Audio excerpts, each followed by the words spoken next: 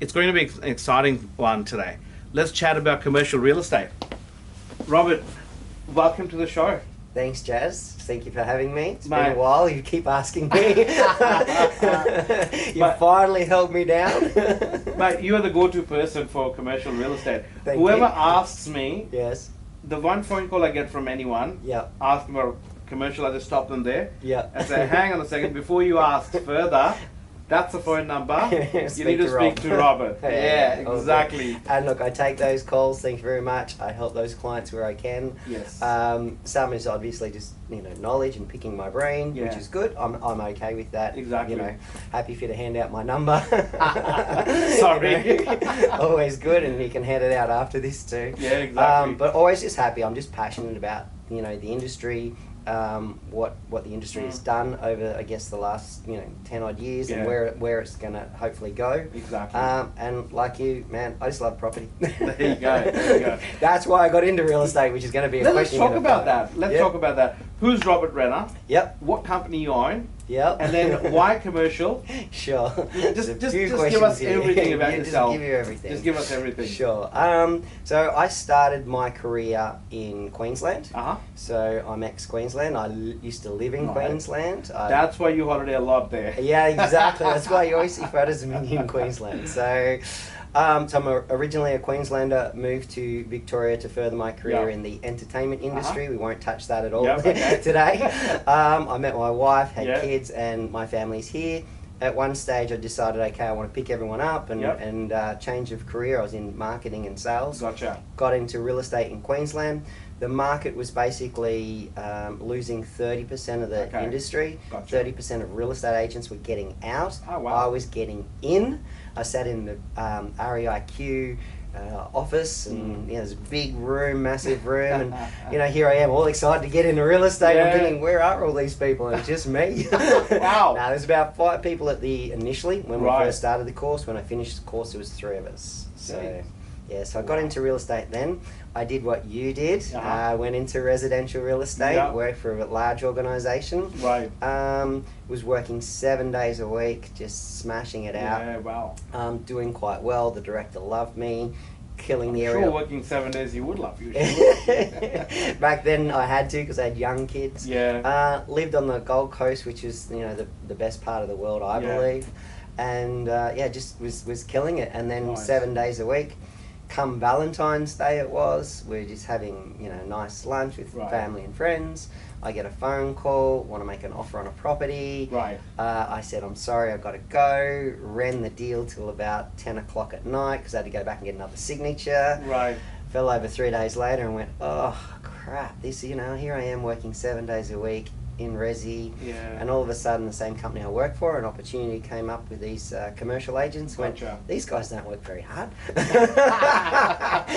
don't work on weekends. So like, I had 2 young kids. Are you telling me to change over? No, there's no coaching here whatsoever. Please, actually, we might have to disregard that. I might get all these people wanting to come into commercial from an agency's point of view. Yeah. So I saw that, and I just had young kids, and I just want to spend more time with them. And the company I work for was like, nah, you're killing it. Why would you? You got to start again. You're going to go back to square one. It's going to take you 3 times as long, and so forth. Which is what I decided to do. So I said, you know what? My family come first. I want to spend my time on the weekends with my kids. I want to see them grow up. So that's basically what I do. So I still answer my phone, don't get me wrong. I don't do as many inspections as you guys on weekends. I do them when I can. But really between sort of Monday to Friday from an agent's point of view, we kill it. Like I'm in the office from 7 o'clock in the morning until late. So that's kind of me as a real estate agent. So that's how I got into commercial. And worked in the Gold Coast and so forth. And then one day my wife said, I want to go home, see the family again in Victoria. And here I am, man, I'm back here. So back here, there you go, there you go. And how was your journey in Victoria? Moving into real estate here. Well, it's a bit of a tough one initially, I guess. So when I came back here, I couldn't actually get a job as a commercial agent. I tried everywhere to get a job. I added chocolate to my resume. I door knocked. Looking for a job. I went and door knocked. So you actually added chocolate Yeah, too. Yeah, and said, please take a break. Eat my Kit Kat? chocolate. Yeah, it was like a Was Kit Kat. Kit Kat? I think it was Kit Kat. I added chocolate to it. Said, please take a break when you get a chance. Read through my resume. Would love an opportunity to have an interview. Yeah. And I couldn't get past the front door. Couldn't get past. You reckon they've eaten your Kit Kats? Probably not. So no one would give me a job, and I finally scored a job, and then worked for the company for some time, and then I just at one stage just decided I want to go out on my own. Yeah. Went away on a little bit of a holiday and made the choice and went out on my own, and I guess the rest is history. So now we're part of the family. Well, I went out on my own, had my own agency. Okay. Started out as just myself, and then sort of grew the team from there. Yeah. Then I had this sort of crazy idea as a real estate agent is everyone would like to just pick my brain, have a coffee with me and so forth. And I decided to put a cafe at the front of my real estate agency, and it's still there today in Bulleen, right? Wow. So I put this cafe, and it's only sort of a small cafe. You're a cafepreneur as well. Not really. But it started as a small cafe. You could come down, have a coffee with me, cake, and then sort of, my agency is at the back through a glass window, and you could literally see me working. But as I got my coffee guy involved, it sort of got a bigger cafe. My office and my desk got smaller and smaller, and so. But then all of a sudden, all you needed a desk, anyways. Well, I don't need much at all. Yeah. At the end of the day, everyone goes, "Oh, where's your office?" But my office is my car. I travel a lot. Yeah, exactly. I do a lot of Ks. I've done 20,000 Ks in 6 months. Wow. So I push some Ks out. Yeah. Wow. I mean, the times changed. The shop front, the trends is changing. Yeah, correct. Everything's getting digital. Yeah. If you look at all the training, personal branding, your marketing, everyone's talking about you Inc. Yeah, that's it. So it's just you as a brand. Correct. And you can be anywhere. If you're getting attraction, if you're getting business coming in, and that goes to all the new agents coming into the industry as well. Totally. That you don't have to be with the biggest brand. You don't have to be with the most prominent locations. Not at all. So long you're good enough, you're old enough in the industry, as good old Tom Pellis says. Yes. But just from a real estate point of view, if any agents are listening, just be yourself. Exactly. If I can give any advice to a real estate agent that's listening to this, just be yourself. Exactly. Don't try and be a Jazz. Don't try and be a Rob. Don't. Exactly. You just be yourself. Be honest. Be truthful. And just do a good job. And know your craft. And you will succeed. Know your craft. Train hard. That's it. Learn. That's why I don't do resi, man. Yeah. Please don't ask me a resi question in this because I probably won't be able to answer it. Oh, no. It's been a while. I'll correct you if you're wrong. Okay, thank you. Ask me all the commercial questions you want, but resi one, I'll probably struggle. It's been too long. Let's jump into it commercial. Let's jump into it. Yeah, sure. Now, the reason we are having this podcast today and this session is because lately I've started receiving a lot of phone calls from our existing landlords. Sure. And a lot of clients out there, I've seen there's a trend, a lot of the companies that are, I would say, startups. Yep. They're trying to get into warehouses. Yep. They're trying to get into commercial. And of course people would see others and they follow the trend as well. Sure. And we know commercial is actually lucrative if you invest right. Yes. And again, not resi is not that bad, but again, there's pros and cons. Legislation, we won't go there, Dan. You're gone. So let's talk about commercial. Sure. Why commercial is good. Let's talk about that. Okay. Yeah, there's a bit there. All right. So, I believe commercial is good. Yeah.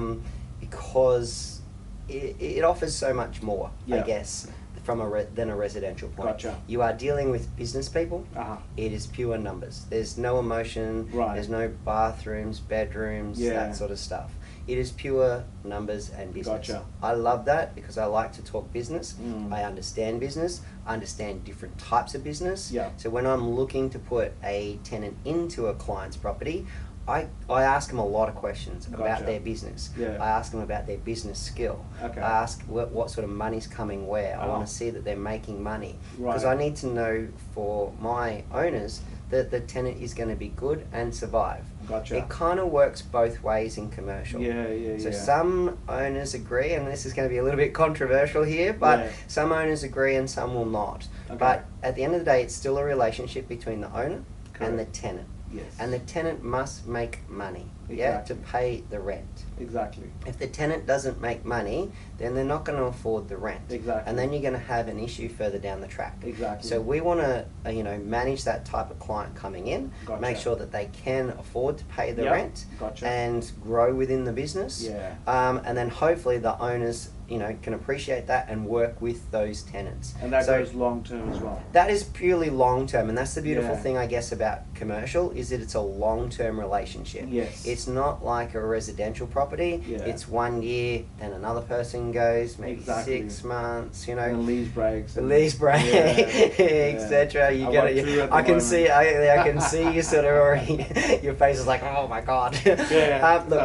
Look, nothing wrong. We do occasionally get a lease break, but we course. can manage those lease breaks out. Yeah, right? gotcha. Commercially, you're looking at tenants with a 2 year, 3 year, 5, 10, 15, Wow. 20.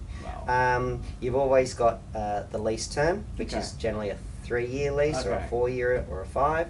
Then you've got what is called options. And that'll be like a 3 by 3 by 3 by 3. Gotcha. But from an investor's point of view or from an owner's point of view, you really only want to look at the lease term, the first one, right? Whatever that may be or whatever the agent's telling you, again, whether that's a 2, 3 or 4. Right. So that's what you base it from. Gotcha. It's good to have the option, and the option is, beneficial, and hopefully your tenant stays there And then for 8 extend years. the lease, extend the lease and so forth. So it's good. So for 8 years, you might have a sit and forget, investment that could be earning, a much higher percentage versus, I don't want to say exact percentages because someone's going to hold me to them. Exactly. So depending on your type of property, but you will be getting generally a higher percentage versus a residential property. Right. So that's a good thing for commercial. Another good thing for commercial property is you have a residential house, you've got plaster walls, you've got bathrooms, you've got kitchens, you've got bedrooms, you've got maybe a pool, you've got dogs that can come in there. Compliance check. You got exactly. You got compliance checks. We don't really have you as don't have many, not just yet. They're coming. Yeah. But we have tenants that come in and they add value. I'm not saying all of them, but majority will add value. They may paint the wall. They may put some floor coverings down. They may bring in gas to the property. They may upgrade your power board to 3-phase power. It could be, so they generally will add some value, or hopefully some value. There might be, from an agent's point of view, a little bit of negotiation in that for the owner. Gotcha. But 9 times out of 10 they will add value to your property, versus a residential, I believe, is the opposite. If I'm wrong. We had someone calling for adding a curtain. Oh, really? One curtain. There you go. And the owner's going to do it. And can I tell you, we, on a commercial point of view, had the same scenario. And guess what? The tenant paid. So there you go. So there's a difference already between residential versus commercial. And I've got, properties that seriously need some work. They need a coat of paint. They need some work. We can, as a leasing agent, sort of manage that out, where if the owner doesn't want to, or doesn't have the ability to, or doesn't want to spend the money to do that. There could be a number of scenarios there. But so we can always negotiate that with potential tenant coming in. The owner may do it, the tenant may do it. It's all up to negotiation, and that's the one good thing about commercial. I'm a negotiator. That's what I am, really. Yes. Similar to you. And our training is pretty good as well. Let's talk about more. Let's dive deep into it. Commercial. With regards to leasing or selling, for example. Let's stick on one of those topics, and then we can let's go so we're on leasing at the moment. Let's just stick with leasing. Okay. So let's dive a bit off the deeper. plan. Can you secure a tenant while it's under construction? Yes, is it we doable? can. Yeah, so that is actually doable. And I've got some properties which I can chat a bit about later, which is off the plan. Some are getting built, within a couple of months, some are within 6 months, and some are in 12 months. We can start securing tenants for those properties before you actually settle in on a property, depending on the developer. Again, 9 times out of 10, most commercial developers, are pretty good. They'll allow it. And again, everything's up to negotiation. Gotcha. So that's an added benefit as well, because practically, if you are constructing a residential property, and if it's 6 months away, yes, it's it's very practically difficult. not possible Yeah, to secure it or do open homes, it's because difficult. legislation is different. How you presented the property at the time of inspection must be in the same conditions. Yada yada yada. Oh, you're hurting my head already. So I guess with commercial, we don't generally get too many tenants that want it 6 months in advance. Yeah. They're only going to want 6 months in advance because their business wants that location. Yes, they are correct. looking in that location and they want to secure something in that location, Yeah. knowing that that business is going to grow. Gotcha. But we do deal with a lot of mum and dad family type businesses Okay. that, you know, are wanting to start up their business and so Gotcha. forth. So yeah, a little bit on the leasing side of things. Yeah, so you've got tenants that come in for 3-year leases with 3-year Yeah. options. Then you've got in between that increases. Yeah. And those increases could be a CPI, Gotcha. 2%, 3%, 4%, Yeah. 5%. I think it's probably a little bit on the higher side, Yeah, but yeah. some of those owners want those percentages. Gotcha. And that's generally for the first term of the lease. Okay. Then after the term, which was the 3 years, Yep. then you've got an option, right, of another 3 years. Right. Now between there, you can put what is called a market review in there, Okay. right? Market review basically states whatever the current market is, Uh-huh. that is what the rent, you know, potentially Right. could be. Now that can work both ways. That can go up, and it can also go down. I've seen it happen, all right? I've been in and around for a Right. while. So yeah, it's not always the case that the rent can go up. We Gotcha. went through a COVID period, Exactly. obviously, and Yeah. no one saw this coming. So Exactly. obviously rents went down, properties went vacant, Yes. especially in the commercial space. Yes. And, you know, maybe not so much in the residential, but Yeah. commercial did take a little bit of a hit at that Resi, period. yeah, Resi did affect Yeah. during COVID for sure. Yeah, sure. People were not leaving the properties; they were not allowed to go out. No, no one could. Right? They couldn't do any inspections. The only issue which was hurting the landlords and the rental providers, what we call now, sorry, Consumer Affairs, I'm calling them a landlord. Mm. So you have to apologize if you call them landlords now. Okay, yep. They have to be rental providers. Oh. So they were not allowed to serve a notice to vacate for non-payment of rent Right. during COVID. Yeah. So that was a big pain. Yeah. But touch wood, again it goes back to a different topic, of course, is to discuss about is how you handle the leasing process. Yeah. And if your leasing process is robust, Yeah. you have good tenants in, like our portfolio never ever had a single issue of non-payment or tenants asking for rent reduction That was good. in That's our good. portfolio. So Yeah. it's just that we were quite diligent in at the time of leasing the property Yeah. and who to pick and choose Yeah. as our ideal candidate for that property. Yeah. So coming back to commercial, with regards to what's happening now with the interest rates, let's talk about the elephant in the room. What's your take about commercial Okay. sales or leasing, Yeah, where whatever the you want to market, talk about? you're talking about the All commercial over market. with Yeah, the interest rates commercial high, market yeah. basically. Yeah, sure.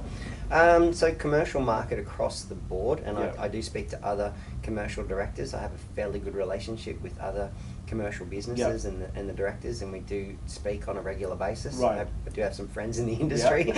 That is one good thing about commercial. We do talk to other agents, residential. Yeah, agents, we need to talk. yeah. So I do have friends. I do work with other agencies. We can conjunct, which means we can share commissions. Yeah. I can send clients over. Yeah. I'm doing one at the moment down in Churnside Park with another Right. agent. Within one day, I found the tenant for Wow. the property. I already had him lined up. Yeah. And this tenant is 100% successful. Wow. It's a good tenant. So, Nice. but as far as sort of leasing is concerned, you have. I guess the other good thing about commercial is in the leasing side of things, you actually have a decent bond. Right. So we, as commercial agency, have a 3-month bond. Okay. We kind of have that sort of Mm. as a standard. Some clients may negotiate a little bit less, and some clients may negotiate a little bit more. Right. Industry standard, probably around that 3 months. So Wow. if something was to happen to the property, you do have some form 3 of- months to sort of, to deal with Yeah. it. But hopefully it doesn't come down to that. Yeah, evictions. It's different to resi, of course. Like in residential, we have to wait for 14 days before you can serve a notice. Yes. And then it's 1 strike, 5 strikes in a year, then you can end the lease agreement. Yes. With a breach, we have to go through recap. Yes. How does it work in commercial if a tenant Yeah. is not paying the rent? Yeah, I've heard this in residential and it's already hurting my head. Resi, 5 strikes over all this Yeah. time, and clients that owe money, and you gotta serve these We were notices. talking about the $18,000 out. Yeah, we were talking about before Yeah, a client, well, which we will inherit because it's currently Okay. a residential property, which Okay. we can use Convert it to into commercial. Nice. And the poor resi client is having Yeah. to serve all these notices. Unfortunately, I don't have to do that. Wow. Well, great thing, I think I should say. No, as soon as sort of a client is late, Gotcha. we give them a little bit of length, not too much, depending on the owner, Okay. depending on their circumstances. Again, it is a Right. relationship, so we always make the phone call, Okay. find out why they're late. Yeah.